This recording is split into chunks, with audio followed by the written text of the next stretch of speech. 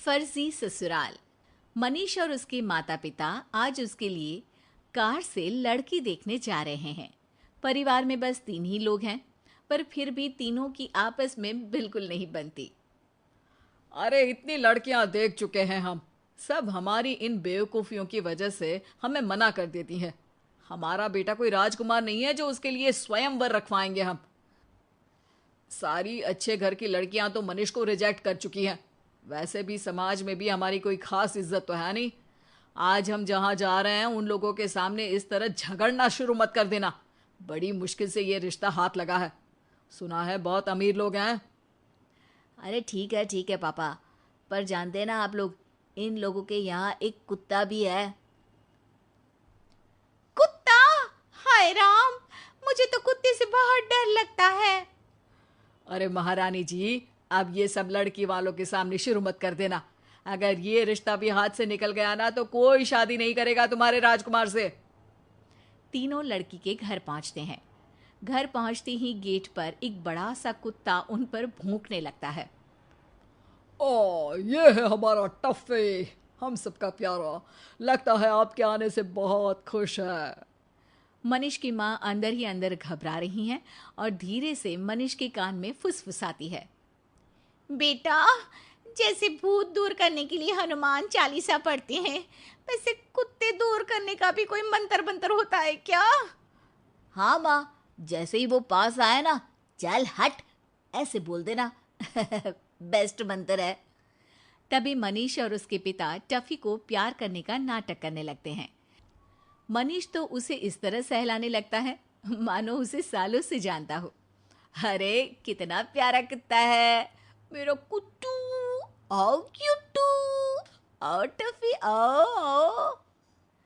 हमारे मनीष को भी ना कुत्ते बहुत पसंद है। देखिए तो कितनी जल्दी उसने टफी से दोस्ती भी कर ली। तभी आशा हाथ में पानी की ट्रे लेकर बाहर आती है। ये है मेरी बेटी आशा। शहर की बहुत अच्छी आईटी कंपनी में जॉब करती है। नमस्ते। आशा मुस्कुराकर अपने पिता के पास वाले सोफे पर आकर बैठ जाती है। आशा के आते ही टफी उसकी गोद में आकर बैठ जाता है। टफी आशा से एक पल के लिए भी दूर नहीं रह पाता। टफी बहुत छोटा था जब आशा उसे घर लेकर आई थी, तभी से टफी हमारे परिवार का सदस्य है। मनीष की माँ और पिता मुस्कुराते हुए पूरे घर में अपनी नजर दौड़ा रहे हैं।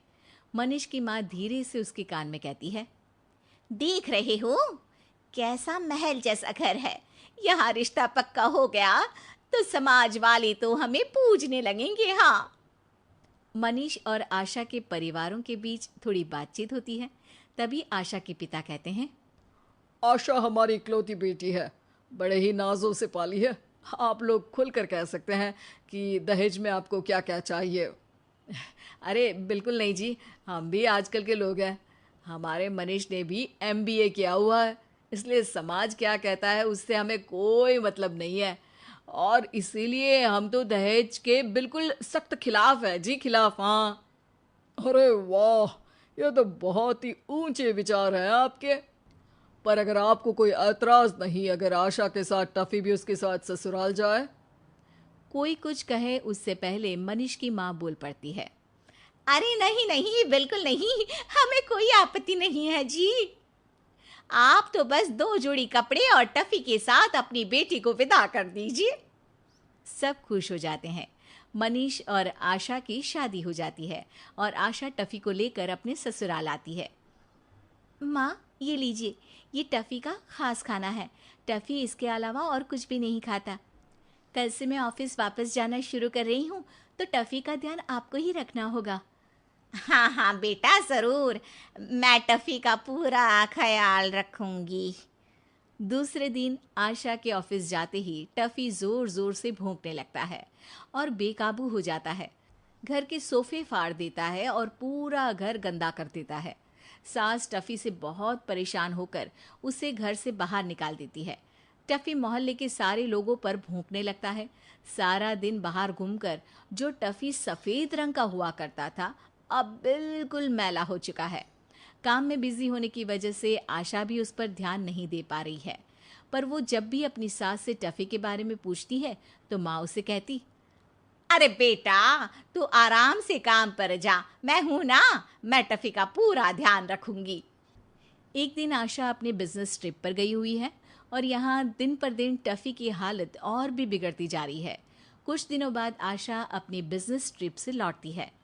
माँ, बहुत समय हो गया टफी से ठीक से मिली भी नहीं हूँ, ना ही उसके भौंकने की आवाज़ सुनी है। आज तो पूरा दिन मैं उसी के साथ बिताऊंगी। टफी मेरा हीलिंग फैक्टर है, उसके पास बहुत आराम मिलता है मुझे। आशा टफी के पास जाती है और जैसे ही उस पर हाथ रखती है समझ जाती है कि टफी बीमार है। आशा घबरा जाती है। टफी की हालत रास्ते के आवारा कुत्तों से भी बदतर हो चुकी है। माँ, आज तक मैंने टफी को इस हाल में कभी नहीं देखा। दिन भर भौंकने वाला और यहाँ वहाँ खेलते रहने वाला मेरा टफी एकदम चुप सा हो गया है। इसे देखकर साफ साफ पता चल रहा है कि ना तो इसे ठीक से खाना मिला है और ना ही देखभाल। वो वैसे बिल्कुल भी नहीं है जैसे हुआ करता था। टफी की ये हालत देखकर आशा की आंखों में आंसू आ जाते हैं। आप लोग टफी से प्यार का नाटक करते रहे। अरे जरूरी थोड़ी है कि सबको कुत्ते पसंद हो। आपको नहीं थे तो झूठ क्यों बोला? इसकी हालत देख रहे हो आप। सास की आंखों में शर्मिंदगी है। मेरे बेटे की आदतों की वजह से उसकी शादी नहीं हो रही थी, इसीलिए हमें ये अच्छे बनने का नाटक करना पड़ा, वरना शायद उसकी कभी शादी नहीं होती। मैं टफी को लेकर अपने मायके जा रही हूँ और अब तभी लौटूंगी जब इसके शरीर की बीमारी ठीक हो जाए और आपके दिमाग की भी।